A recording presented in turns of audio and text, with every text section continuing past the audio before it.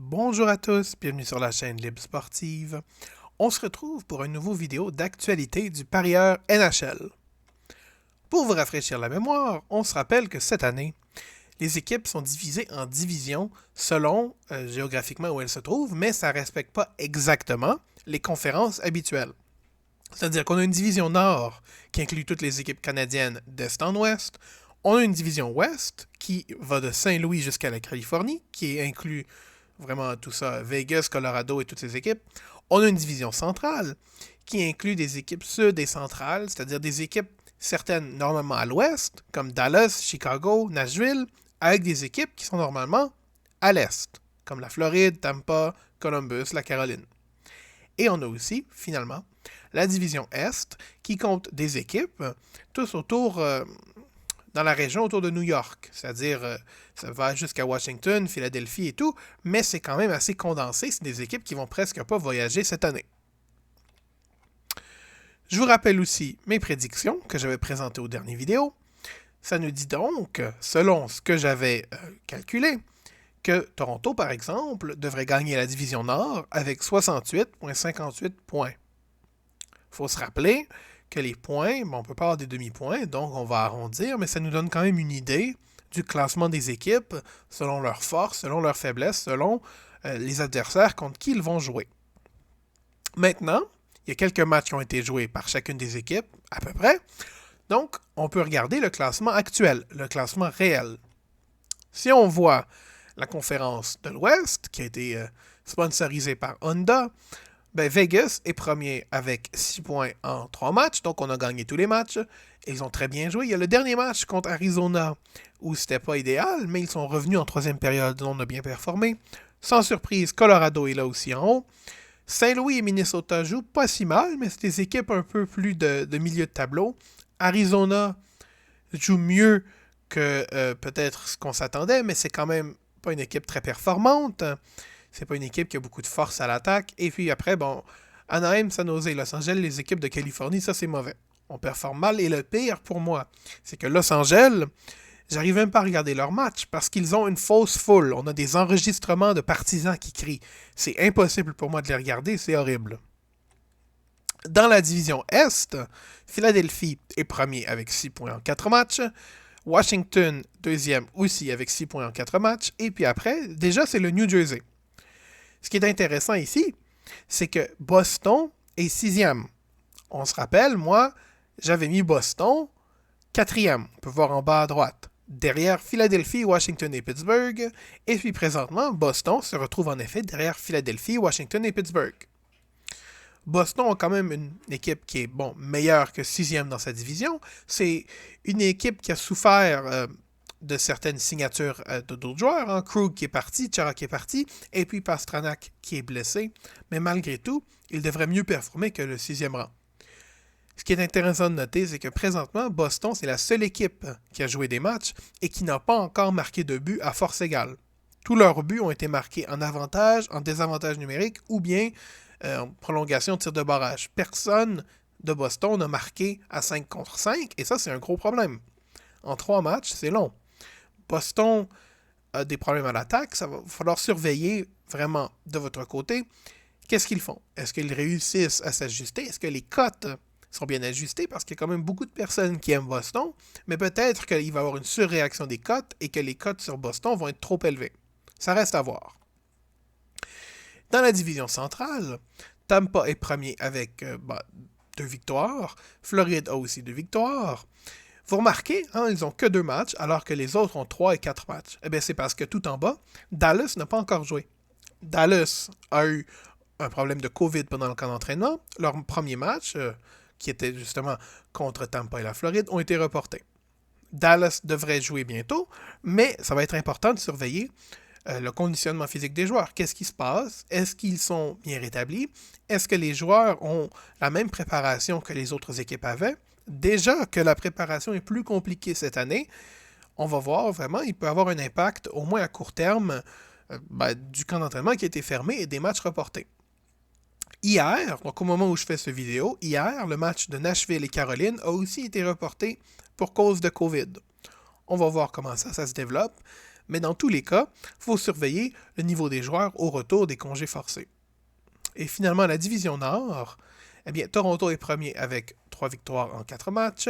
Ils ont perdu un seul match contre Ottawa, qui a été surprenant. Ottawa qui est au 5e rang, 3 points en 3 matchs, mais qui joue quand même sans complexe. C'est une équipe très jeune, et puis bon, ils ne vont pas gagner, mais ça fait du bon hockey. C'est une équipe qui joue pas si mal.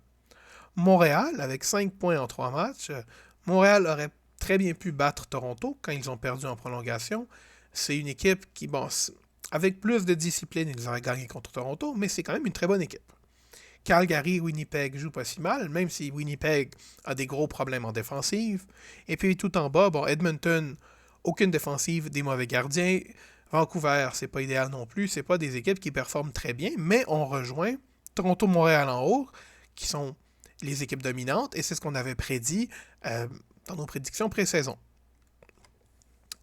Je vous présente ici la liste complète des paris que moi j'ai placés avant le début de la saison. Si vous voulez les suivre, si vous voulez peut-être m'encourager si ça gagne, rire de moi si ça perd, ou bien peut-être que vous de votre côté vous avez placé les mêmes paris ou des paris qui s'y opposent, ça reste à voir. Hein? J'ai donc pour la coupe, comme on en avait parlé, Colorado et Washington. Par rapport aux gagnants de division, il faut comprendre que les gagnants de division c'est basé sur les points en saison régulière, alors que la coupe ça va être après les séries éliminatoires. En division, j'ai Toronto et Montréal qui gagnent la division Nord, j'ai Vegas qui gagne la division Ouest, Caroline qui gagne la centrale, et plus bas, Philadelphie qui gagne la division Est. J'ai aussi pris des paris total de points, donc Tampa moins de 75,5, on va voir ce qui arrive, Tampa n'a joué que 2 matchs, mais 75,5 points c'est beaucoup, en 56 matchs surtout. Ottawa au-dessus de 47,5. Bon, ça, Ottawa, je suis satisfait à date de leur performance. C'est une équipe qui joue pas si mal. Donc, ça reste quand même... ils peuvent atteindre ce total de points-là. Il reste beaucoup de matchs à jouer, mais c'est une équipe, je suis satisfait du pari en tout cas. Je trouve que c'est un bon pari. Boston, même chose, moins de 70,5 points. Boston joue très mal, donc je suis satisfait de mon pari, peu importe ce qui arrive. Et tout en bas, New Jersey au-dessus de 50,5 points. New Jersey joue pas si mal. Jack Hughes, qui a eu une très mauvaise saison recrue l'année dernière, joue bien cette année. Et leur gardien, je crois que c'est Blackwood, performe très très bien aussi. Il y a beaucoup de lancers, mais il les garde dans la partie, ce qui est le plus important. Alors au-dessus de 50,5 points, encore une fois, je suis satisfait de mon pari.